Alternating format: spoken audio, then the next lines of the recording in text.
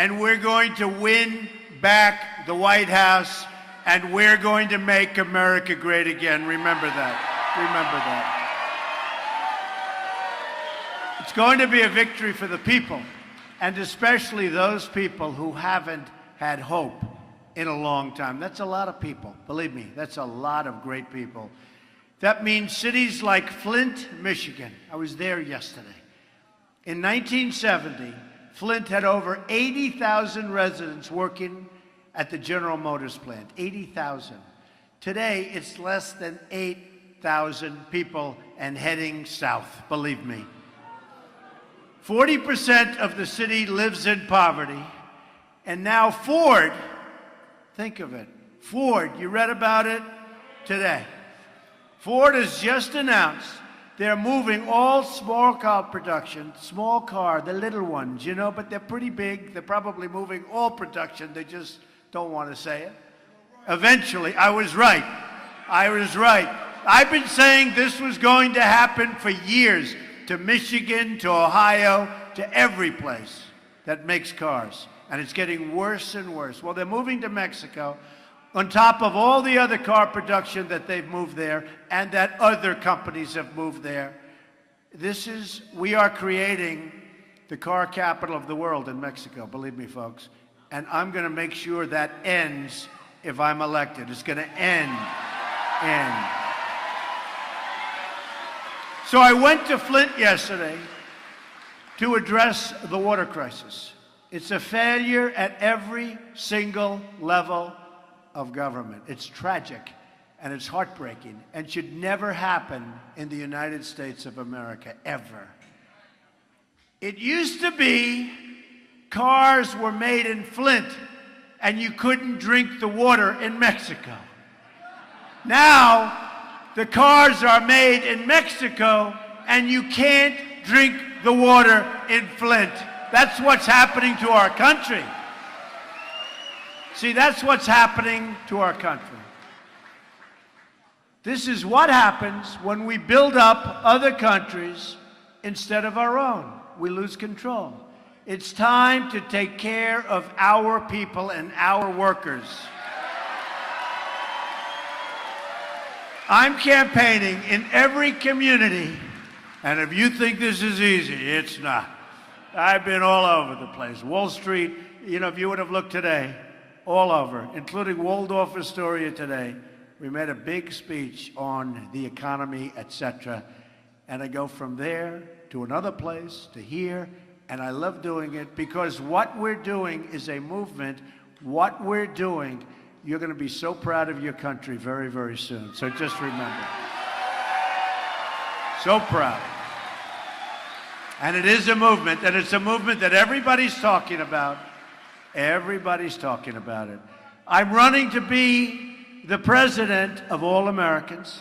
Our support comes from all regions and backgrounds and all walks of life.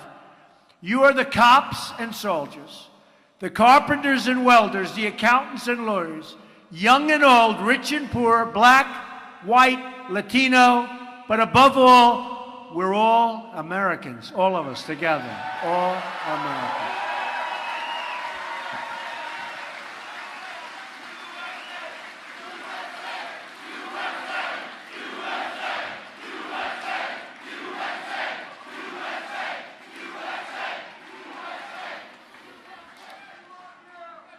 While Hillary Clinton slanders you as deplorable and irredeemable, that means you can't ever get better. She doesn't understand you. I call you hardworking American patriots who love your family and love your country. Her comments displayed the same sense of arrogance and entitlement that led her to violate federal laws, Secretary of State, hide and delete her emails, destroy her phones with a hammer, put classified information in the reach of our enemies, lie to Congress, and sell government favors and access through the Clinton Foundation.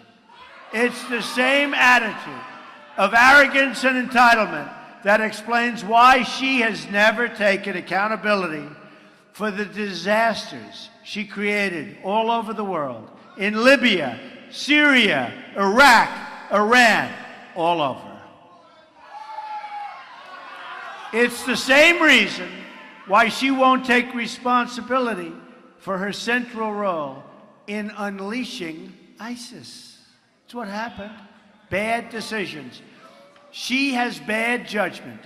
Bernie Sanders told us that. Obviously, Bernie, you know, the rigged system with the superdelegates, and Bernie's right now home watching us together. But in all fairness, Bernie Sanders said she suffers from bad judgment. He's right.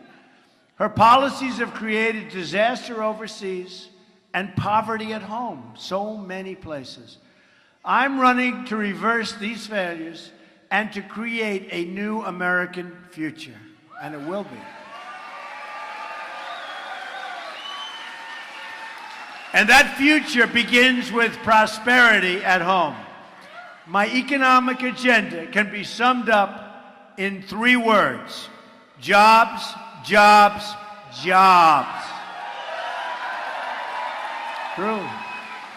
Our jobs have been taken away from us. They've gone to Mexico and they've gone all over the world, but they've been taken away by incompetent politicians that don't know what's happening, or politicians that do know what's happening, but they're being bossed by special interests, their donors. You know what's happening. My economic plan rejects the cynicism that says our labor force will keep shrinking, that our jobs will keep leaving, and that our economy can never grow as it did once before, and there's no reason why it shouldn't be able to grow even better.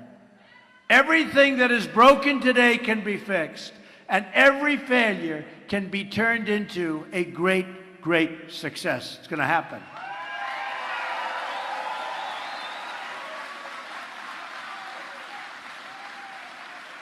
And by the way, I just see off stage a very special person. Has anyone ever heard of Eric Trump? Eric Trump. Come up, Eric. My son, Eric Trump. He is working. And Ivanka and Don and Tiffany and all of them, they are working. Are we not proud of this man? What is it, guys? 53 days to go or something like that. We are going to make America great. We are going to win. There's no question about it. We will not let you down. Thank you guys for being here tonight.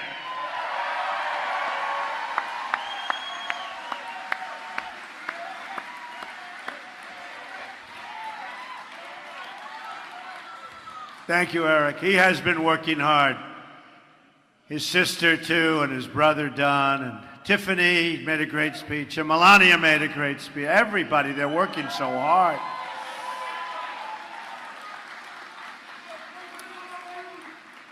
And boy, the press likes to hit them, right?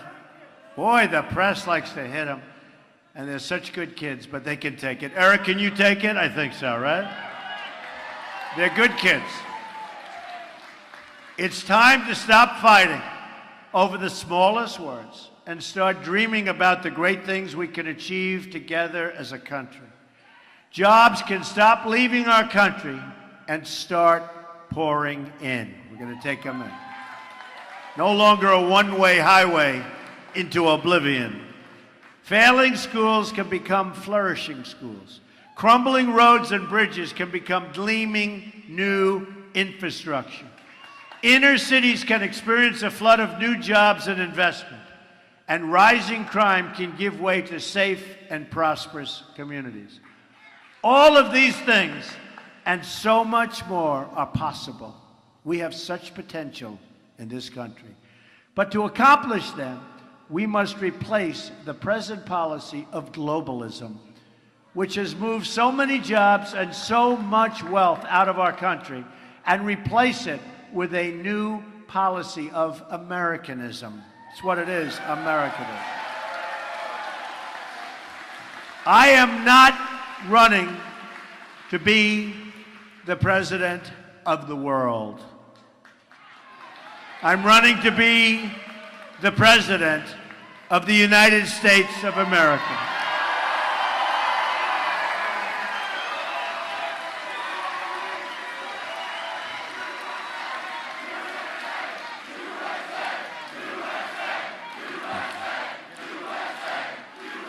Thank you. And I'm spending a lot of my money doing this, I want to tell you. These other people, it's all donations, let the money pour in. We're spending a lot.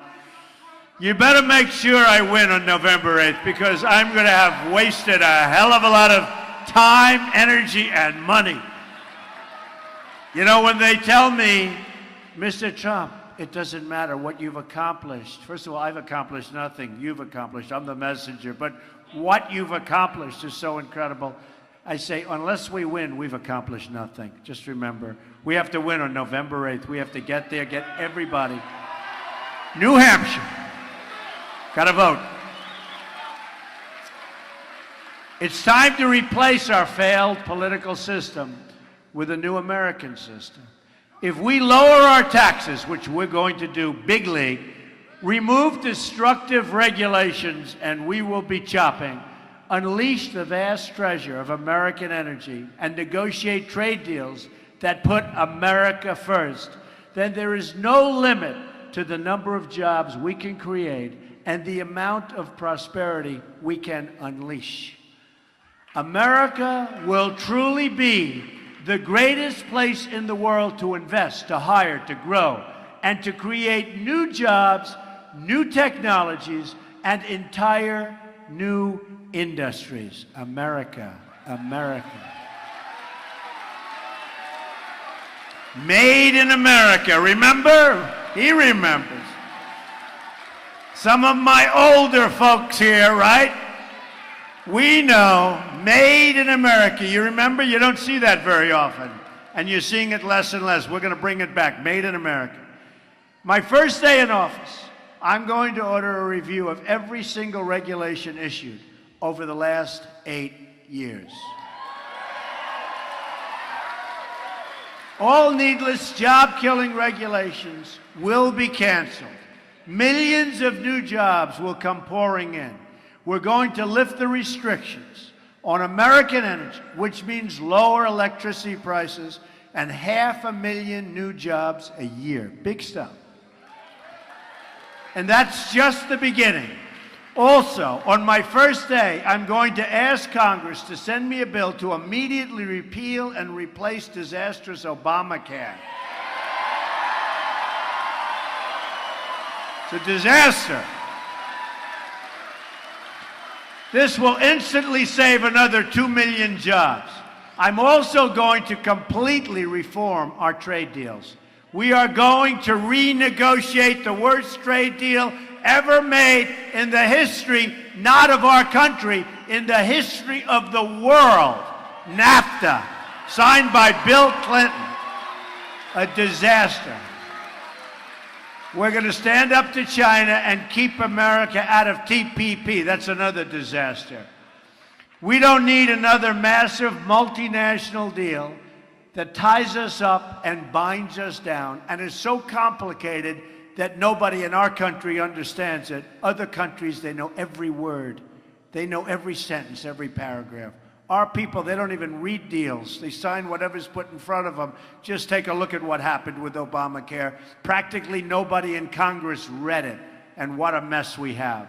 New Hampshire has lost nearly 1 in 3. Think of it. 1 in 3 manufacturing jobs since NAFTA, and 1 in 4 since China joined the World Trade Organization. Both Hillary Clinton-backed disasters. Bad judgment, remember. Bad judgment. And I'm going to appoint the best and toughest trade negotiators, and we have the best in the world. We have the greatest business people and the greatest negotiators in the world. We don't use them. We use political hacks. We're going to stand up and defend our American workers. Any deal that doesn't increase jobs and wages in America, I will oppose, and I mean seriously oppose, not politician oppose. We are going to turn our bad trade deals into great ones. Another major reform is going to be school choice. I've outlined, and by the way, we are going to terminate Common Core and bring education local. I've outlined a plan to provide every disadvantaged child in America the freedom to choose the private, public, magnet, or religious school of his or her choice. This will help lift millions of poor African American and Hispanic children out of poverty. The poverty in our country is unbelievable. It's time to break up the failed democratic control over our inner cities and provide real hope and opportunity to every single community in this nation. Our policies on taxes, trade, regulations, and educations will grow. Incomes will boost and go right through the roof. We have to increase people's incomes. Do you know that many people in this room made more money 18 years ago in real wages, think of it, than they do now? They're working harder now, they're older, and many people, because of Obamacare and for other reasons, are holding two jobs. So you're getting older, you're working harder, and you're making less. I don't think that sounds great. The only good thing is that I'm also working a hell of a lot harder than I've ever worked before also. So I don't feel so sorry for you. Working hard.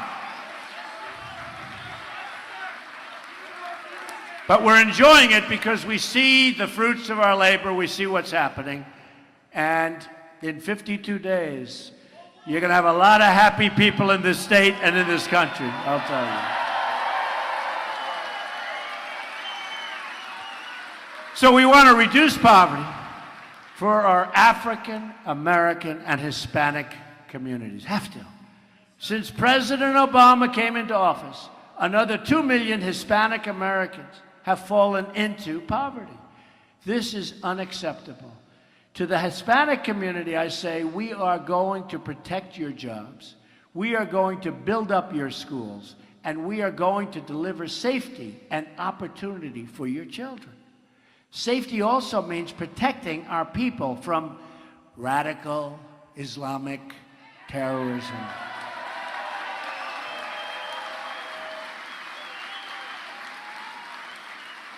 My opponent wants a 550% increase in Syrian refugees.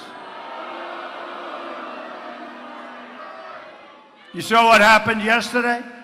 Hundreds of thousands of people are being approved to pour into the country. We have no idea who they are.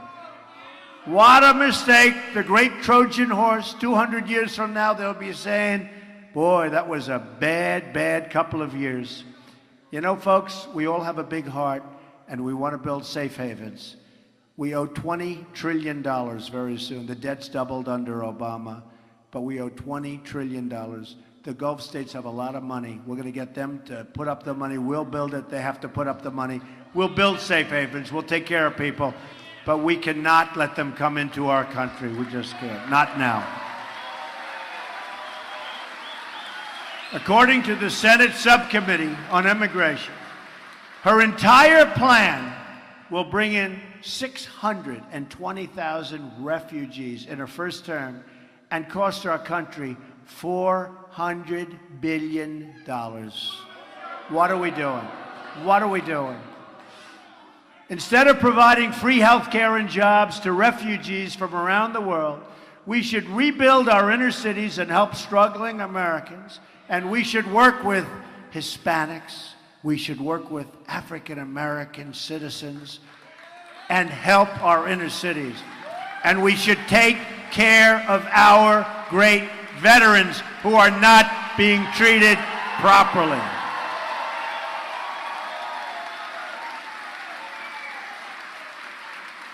They have their priorities so very wrong.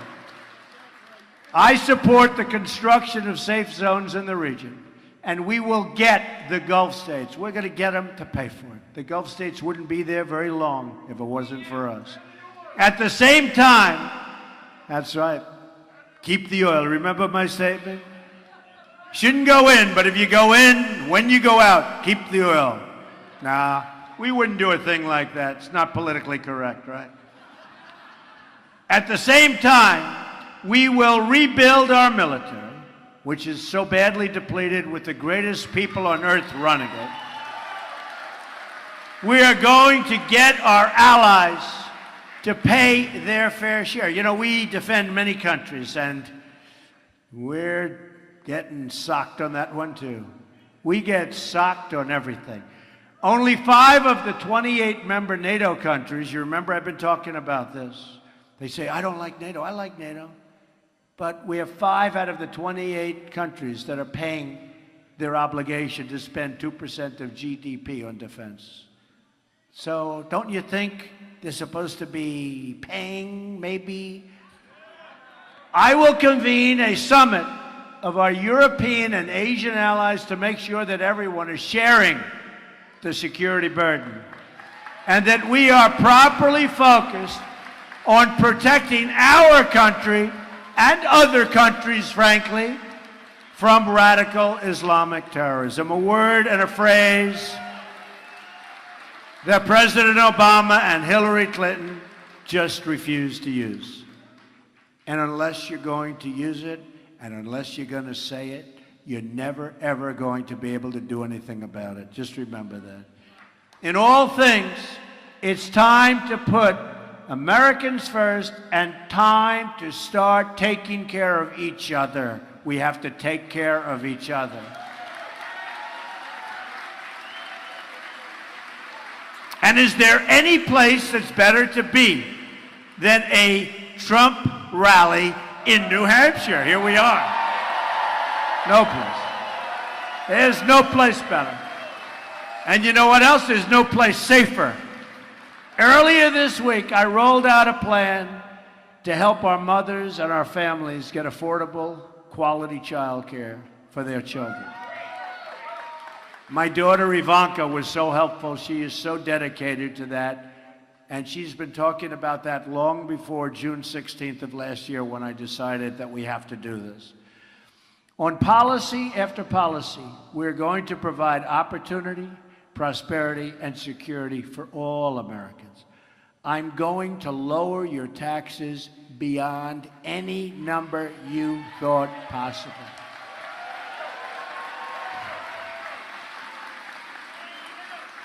And by the way, Hillary Clinton is going to raise your taxes very, very substantially. She is. Very, very substantially. I'm going to get rid of massive amounts of unnecessary regulations on business and in your life. It's killing your businesses. I'm going to repeal and replace Obamacare. I'm going to appoint justices of the Supreme Court who will follow the Constitution. I'm going to rebuild our depleted military, and we're going to take care of our vets. We have plenty of them here tonight. I'm going to save your Second Amendment, which is under siege.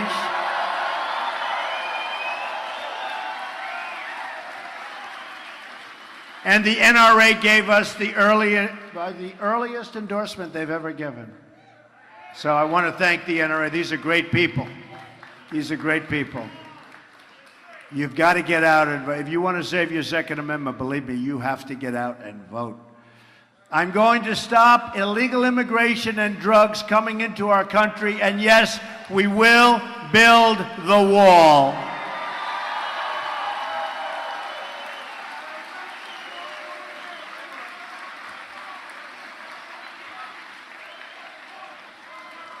That's right.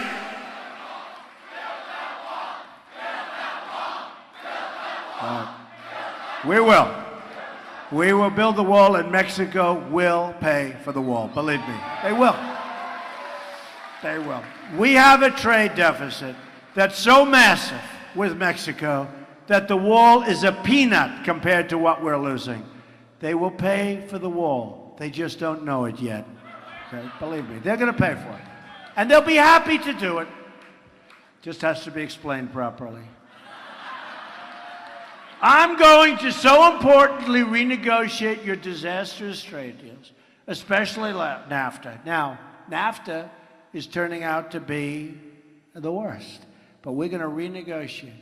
And we will make great trade deals, and we'll put our American workers first. But here's the thing.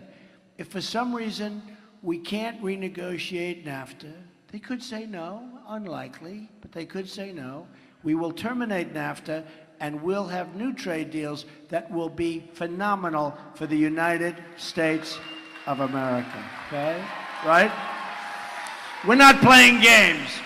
And Apple and our other major companies will start making their iPhones and their computers and other products inside the United States, not in China and all over the world except here, okay? Because that's what's happening right now, big league. We don't make our products anymore in the United States, but we will again, like never before, mark my words. We will rebuild our roads, our bridges, tunnels, highways, airports, schools, and hospitals. American cars will travel the roads. American planes will soar the skies. And American ships will patrol beautifully the sea. American steel will send new skyscrapers high into the clouds. American hands will rebuild this nation. And American energy, mined from American sources, will power our nation.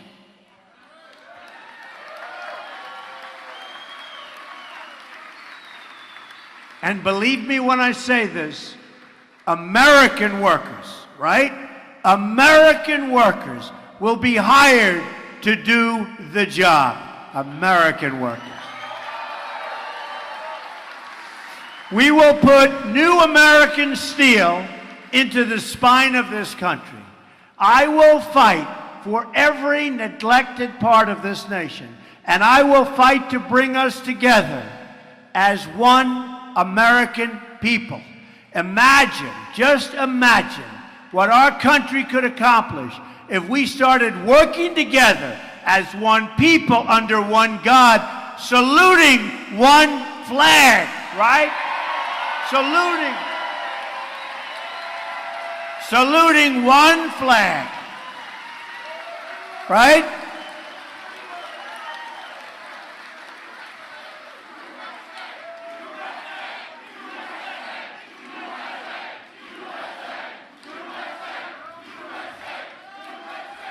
It's time to break with the bitter failures of the past and to embrace a new, inclusive, and truly prosperous American future.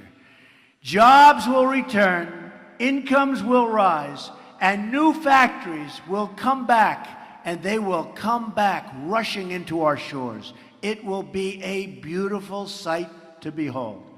Once more, we will have a government of, by, and for the people. We will make America wealthy again. We will make America strong again. We will make America safe again.